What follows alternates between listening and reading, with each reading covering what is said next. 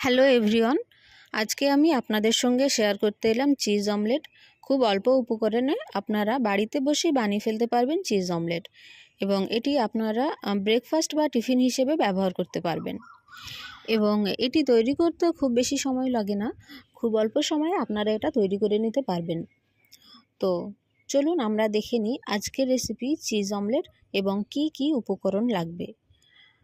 প্রথমে আমরা একটা বোল নিয়ে নিচ্ছি এবং এরপর আমরা 3টে ডিম নিয়ে নেব।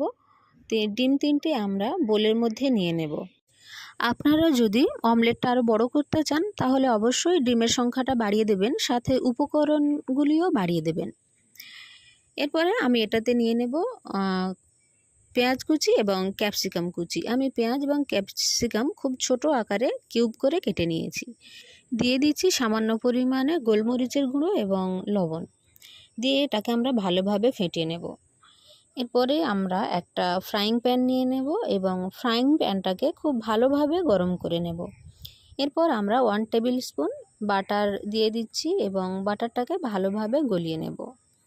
আপনাদের কাছে যদি বাটার না থাকে তাহলে আপনারা রান্নার তেল বা রিফাইন্ড অয়েল ব্যবহার করতে পারেন, সেটাতে কোনো রকম সমস্যা হবে না।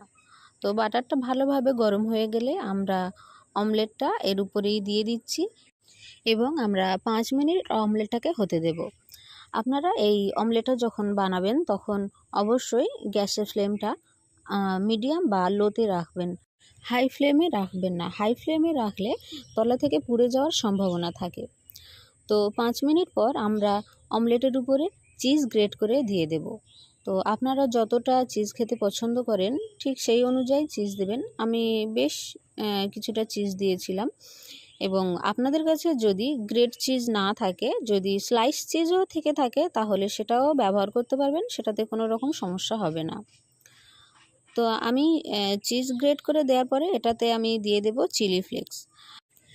যেহেতু আমি ঝাল একটু বেশি পছন্দ করি সেহেতু চিলি ফ্লেক্সের পরিমাণটা একটু বেশিই দিচ্ছি।